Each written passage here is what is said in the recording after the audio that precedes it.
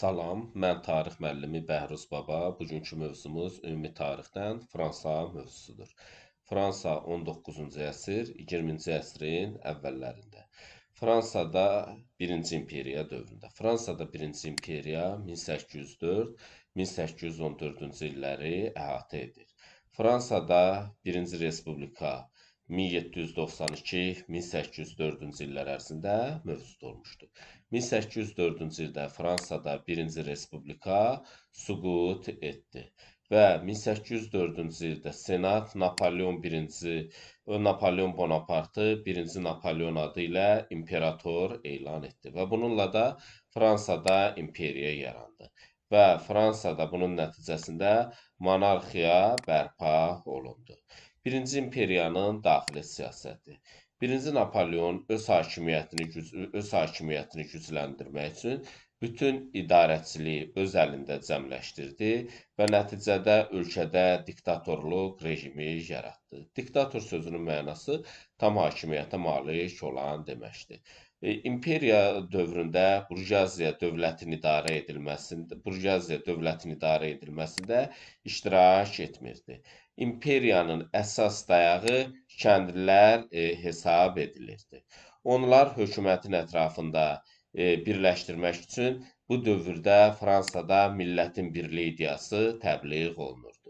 Bu dövrdə Fransa imperiyasının daxili siyasəti nəticəsində yerli özünü idarə etmənin ləğvi ilə mərkəzləşdirilmiş idarə etmə sistemi yaradıldı. Adlı məhkəmələr ləğv edildi. Bütün məhkəmə orqanları hökumətdən asılı hala salındı. Fransada hüquq sisteminin təkmilləşdirilməsi sahəsində 1-ci imperiya dövründə bir sıra tədbirlər görüldü. Yeni qanunlara görə şəxsiyyətin toxunulmazlığı, vicdan azadlığı və bərabərlik hüququ rəsmiləşdirildi. Əslində bunlar rəsmiləşdirilsə də, insanlara bir sıra hüquqlar verilsə də, bu hüquqların hər biri formal xarakter daşıyırdı. Fransada 1-ci imperiya dövründə xüsusi mülkiyyət toxunulmaz elan edildi. Fəhlə ittifaqları və tətillər qadağan edildi. Fəhlələr öz sahibkarlarına münasibətdə hüquqsuz vəziyyətdə qaldılar. Napoleon hökumətinin daxili siyasətində qarşısında duran əsas məsələlərdən biri Fransanın maliyyə vəziyyətinin yaxşılaşdırılması ilə bağlı idi. Buna görə də ümumi vergilər artırılsa da, bu dövrdə iri kapitaldan alınan vergilərin miqdarı azaldıldı. Birinci imperiya daxili siyasətdə olduğu kimi, xarici siyasətdə də fəal siyasət yeridirdi.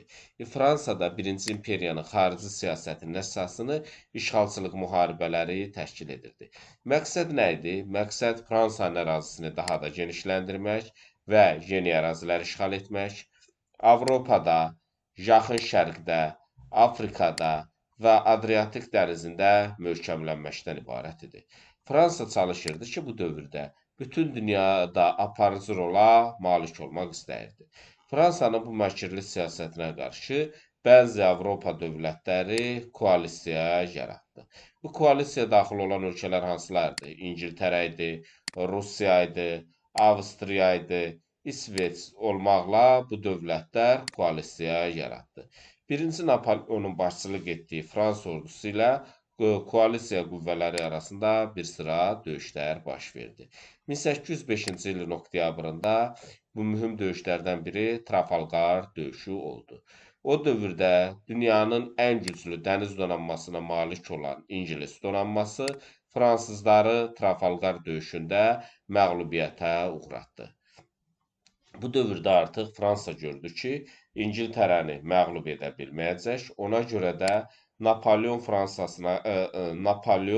ona qarşı kontinental blokada tətbiq etdi. Beləliklə 1-ci Napoleon dövlətlərarası münasibətlərdə 1648-ci il Vestfaliya sülhündən sonra yaranmış status quo-ya mövcud vəziyyətə son qoydu.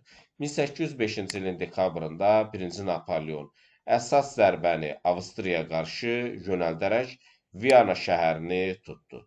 Austerlitz döyüşündə isə Rusiya və Avstriya ordusunu, Austerlitz döyüşündə isə 1805-ci ilin dekabrında Rusiya və Avstriya ordusunu məğlub etdi.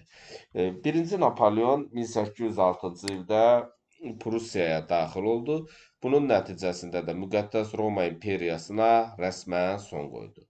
1806-cı ilin sonlarında 1-ci Napoleon Prusiya ordusunu məğlub edib, Berlini tutdu və burada Prusiya ilə kontinental blokada haqqında dekret imzalandı. Bu dekretə görə Fransa imperiyasına və ondan asılı olan ölkələrə İngiltərə ilə ticarət etmək qadağan edildi. Fransanın İngiltərəyə qarşı tətbiq etdiyi qitə blokadası uğursuzluqla nəticələndi. Qitə blokadası nəticəsində Fransaya və ondan asılı olan ölkələrə çoxlu zərər dəydi. Bu isə Fransanın iri liman şəhərlərinin fəaliyyətinin də pozulmasına səbəb oldu. Buna görə də Fransa blokadiya siyasətində geri addım atmağa məcbur oldu və İngiltərə ilə ticarətə məhdud formada icazə verdi. Buna səbəb həm də Fransadan asılı olan ölkələrin İngiltərə ilə gizli şəkildə ticarəti davam etdirmələri ilə bağlı idi. 1-ci Napoleon hərbi strategiyası nəyə əsaslanırdı? Sürətli hərəkətə və qələbə üçün qüvvələri bir cəbhədə cəmləşdirməyə əsaslanırdı. 1807-ci ildə 1-ci Napoleon Rusiyanı məğlub etdi və bunun nəticəsində 1807-ci ildə Rusiya ilə Tilsit sülhü imzaladı. Tilsit sülhünün şərtləri nədən ibarət idi? Tilsit sülhünün şərtlərinə görə Rusiya Fransanın Avropadakı işğallarını tanıdı. Həmçinin Rusiya İngiltərəyə qarşı kontinental blokadaya qoşuldu. 1-ci Napoleon 1812-ci ildə yenidən Rusiya ilə müharibəyə başlayaraq onun üzərinə yürüş etdi. Bunun səbəbi nə idi? Rusiyanın Tilsit sülh müqaviləsinin şərtlərini pozması ilə bağlı idi. 1-ci Napoleon bildirirdi ki, əgər mən Kiyevi tutsam Rusiyanın ayaqlarından, Peterburqu ələ keçirsəm, Rusiyanın başından yapışmış olaram. Moskvanı tutmaqla isə Rusiyanın ürəyinə zərbə endirəcək. 1812-ci ildə 1-ci Napoleon Rusiyaya yürüş etdi və bunun nəticəsində tərəflər arasında 1812-ci ildə Borodino döyüşü baş verdi. Borodino döyüşündə fransızlar böyük itki versə də Moskva tutuldu, fransız ordusu qalib gəldi. Lakin Rusiyanın sərt iqlimi, fransız ordusunun ərzaq ehtiyatı toplanmasındakı çətinliklər, əsas döyüşlərin Rus ordusunun yayınması və hər yerdə Rus ordusunun fransız ordusunu təqib etməsi, Rus ordusunun partizan müharibəsi taktikasından istifadə etməsi fransız ordusunun Rusiyanı tərk etməsinə səbəb oldu. Beləliklə, Napoleonun apardığı fasiləsiz müharibələr Fransada 1-ci imperiyanın süqutunu sürətləndirdi. Napoleon imperiyasının süqutunun başlanğıcı isə fasiləsiz müharibələrinin ölkə iqtisadiyyatını zəifləməsi idi. Fransa ordusunun Rusiyadakı məğlubiyyəti də imperiyanın süqutunu sürətləndirdi. Aramsız müharibələr artıq Fransa iqtisadiyyatını zəiflətmiş, bu həm də xalqın narazılığına səbəb olmuşdu.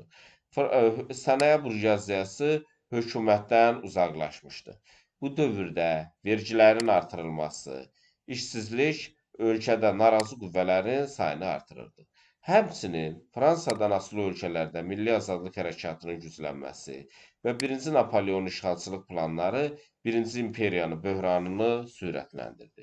Rusiyaya hücum etmək isə Napoleon imperiyasını məhv etmək idi. Rusiya hücum nəticəsində vahid ordunun sıradan çıxması Fransa müttəfiqlərinin ondan uzaqlaşmasına səbəb oldu.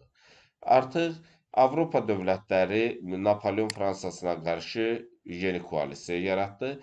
1813-cü ildə 1-ci Napoleon ordusunu məğlub etdilər.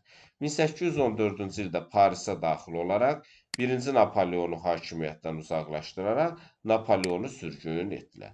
Və beləliklə Fransada Napoleon imperiyası süqut etdi. Napoleon üzərində qələbədən sonra Avropa dövlətləri Avstriyada Viyana konqresini çağırdılar. 1814-15-ci illərdə Osmanlının iştirakı olmadan bütün Avropa dövlətlərinin iştirak etdiyi Viyana konqresi keçirildi. Viyana konqresinin məqsədi nə idi? Napolyon müharibəsindən sonrakı dövlətlərarası münasibətlərin yeni qaydalarını müəyyən etmək, bu müharibədən sonrakı sərhədləri müəyyən etməkdən ibarət idi. Və Viyana Konqresinin məqsədləri nədən ibarət idi? Napolyon müharibəsindən sonra dövlətlərarası münasibətlərdə yeni qaydaları müəyyən etmək, bu müharibədən sonrakı sərhədləri müəyyən etməkdən ibarət idi. Viyana Konqresində aparıcı rolu oynayan ölkələr hansılardır? İngiltərə idi, Rusiya idi, Avstriya və Prussiya oynayırdı. Viyana Konqresinin qərarı nə oldu? Napoleondan geri alınan ərazilərdə etnik prinsip əsasında dövlətlərin yaradılması deyil, onların monarxiyalar arasında bölüşdürülməsi qaydası tətbiq olundu. Bu zaman Rusiya, Avstriya və İngiltərə bir sıra ərazilər əldə etdilər. Rusiyanın təşəbbüsü ilə müqəddəs ittifaq yaradıldı. Müqəddəs ittifaqın yaradılmasında məqsəd nə idi? İnqilabları yatırmaq və Osmanlı dövlətinə qarşı mübarizə aparmaq idi. Bu ittifaqda Avstriya, Prussiya və Rusiya əsas rol oynayırdı. Viyana Konqresinin qərarları nədir? Fransa əvvəlki sərhədlərinə qaytarıldı və həmçinin Fransa təzminat ödəməli idi. Rusiya Polşanın bir hissəsini öz tərkibinə qatdı. Prussiya isə Alman dövlətlərdən ibarət Almaniya İttifaqı Konfederasiyası yaradıldı. Bu konfederasiyada Avstriya və Prussiya əsas rol oynayırdı. İngiltərə isə Malta, Seylon adası və Afrikanın cənubuna sahib oldu. Viyana Konqresindən sonraki dövrdə Avropada münasibətlər çağırılan konqreslərlə tənzimlənməyə başladı və iki qaydada prinsipə əsaslanan dünya düzəni quruldu. Hər hansı bir dövlətin digərlərinə təhlükə yaratmaması üçün güc tarazılığı prinsipinə quruldu. Qitədə heç bir dövlətin tək başına hakim olmaması. Bir də monarxiyaların hakimiyyətini qoruyan legitimli, qanunlu əsasa. 1815-ci ildə 1-ci Napolyon əsirlikdən qaçaraq Fransada hakimiyyətini bərpa etdi. Lakin müttəfiqlər həmin ildə Vaterello döyüşündə 1-ci Napolyon ordusunu məğlub edərək onu yenidən sürgünə göndərdilər. Xəritəyə baxaq bu dövrün xəritəsinə. Bu ərazi Portuqaliyadır. Bu ərazi İspaniyadır. Fransadır. İngiltərədir. Müqəddəs birlikdə əsas yaradılmasına təşəbbüs olan dövlət hansıdır? Yaranmasına təşəbbüs olan dövlət Rusiyadır, yoxdur Rusiya xəritədə. Bu ərazi Fransanın yanındakı ərazi İsveçrədir. Bu Fransanın yuxarısındakı ərazi Belçikadır. Bu yuxarı hissəsindəki ölkə Niderlanddır. Bunlar isə Regen vilayətidir, Prussiyadır, bunlar Bavariyadır. Bunlar Alman dövlətlərindən ibarətdir. Bu ərazilər isə İtaliya şəhər dövlətlərinə daxildir. 1847-ci ildə Fransada iqtisadi böhran başladı. Bunun nəticəsində fəhlələrin əmək haqqı azaldıldı. Ölkədə iqtisadi böhran sosial narazılığa səbəb oldu. Ölkədə etiraz hərəkatları gücləndi. Bu dövrdə artıq ölkədə siyasi tələblərin irəli sürülməsi inqilabın başlanması üçün şərait yaratdı. 1848-ci il Fransa inqilabı nəticəsində ölkə artıq ikinci dəfə respublika elan edildi. Birinci respublika isə 1792-1804-cü illəri əhatə edir. Fransada ikinci respublika 1848-52-ci illərdir. Bu dövrdə dövlət aparatı mühafizəkar məmurlardan təmizləndi. Keçirilən seçkilərdə Bonapartlar sülaləsinin nümayəndəsi Louis Napolyon qalib gələrək prezident seçildi. Parlamentdə monarxiya tərəfdarları parlamentdə kimlər üstünlük təşkil edirdi? Monarxiya tərəfdarları. Hökumətin apardığı xarici siyasət respublika tərəfdarları ilə monarxiya tərəfdarları arasında ixtilaflara səbəb oldu. Fransa hökuməti Papanın dünyəvi hakimiyyətini bərpa etmək üçün konstitusiyaya zidd olaraq Romaya qoşun göndərdi. Louis Napolyon bu yolla katolik kilsəsinin etimadını qazanmaqla monarxiyanı bərpa etmək istəyirdi. Yaranmış qarşıdurmadan istifadə edən Louis Napolyon 1852-ci ildə dövlət çevrilişi edərək 3-cü Napoleon adı ilə imperator elan olundu. Beləliklə də Fransada 2-ci imperiya quruldu. Fransada 2-ci imperiya 1852-1870-ci illəri əhatə edir. 2-ci imperiya dövründə sənaye və ticarət inkişaf etdi. Fransada sənaye çevrilişi başa çatdı. Müəssisələrdə maşınlardan istifadənin artması sənaye çevrilişinin başlamasından xəbər verirdi.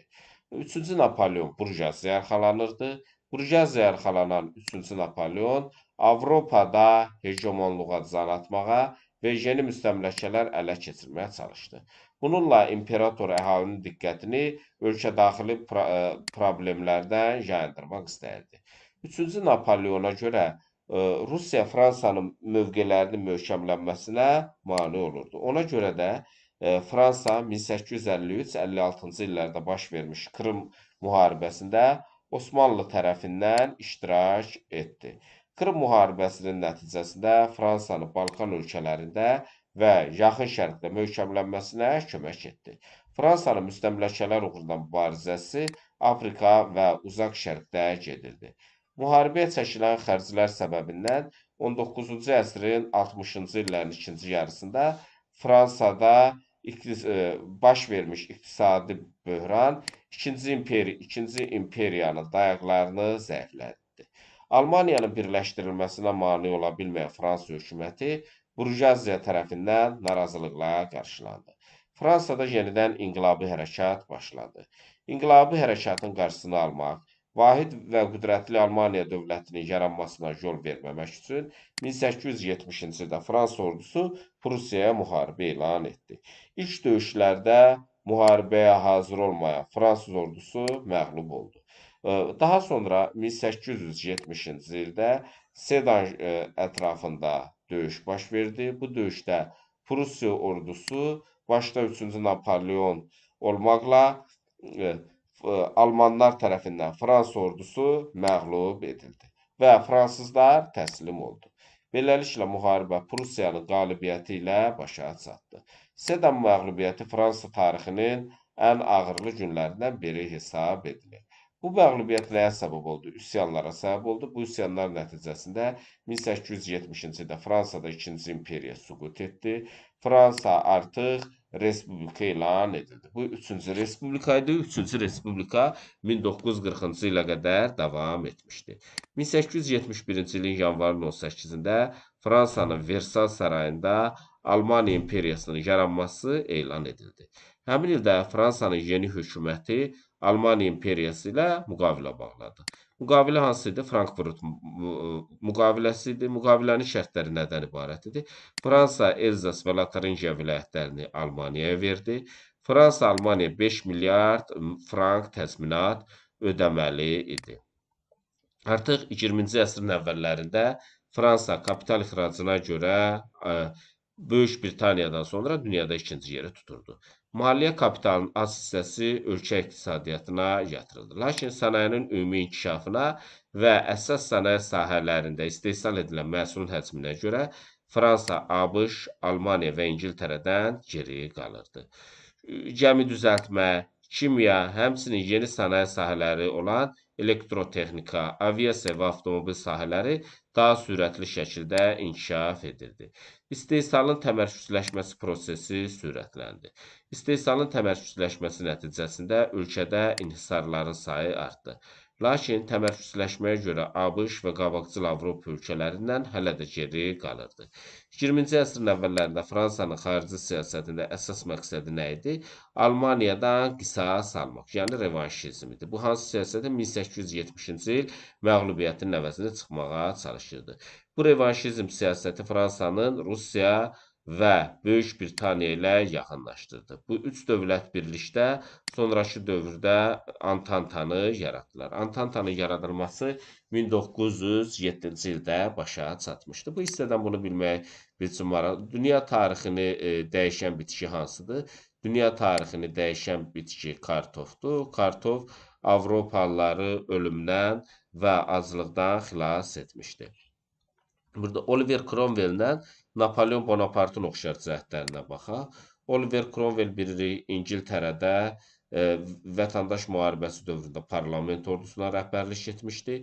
1653-1660-cı ildə isə 1653-58-ci ildə isə Lord Protector kimi İngiltərəni idarə etmişdi. Oliver Cromwell və Napoleon üçün oxşar cəhət respublika quruluşuna son qoymuşdu. Napoleon 1804, Oliver Cromwell 1653. Hər ikisi ölkədə diktatura rejimi yaratmışdılar tək başına.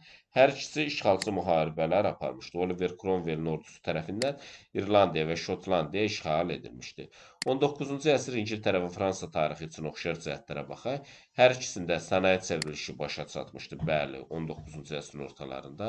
Hər ikisi müstəmləkələr uğrunda müharibələr aparmışdı, bəli.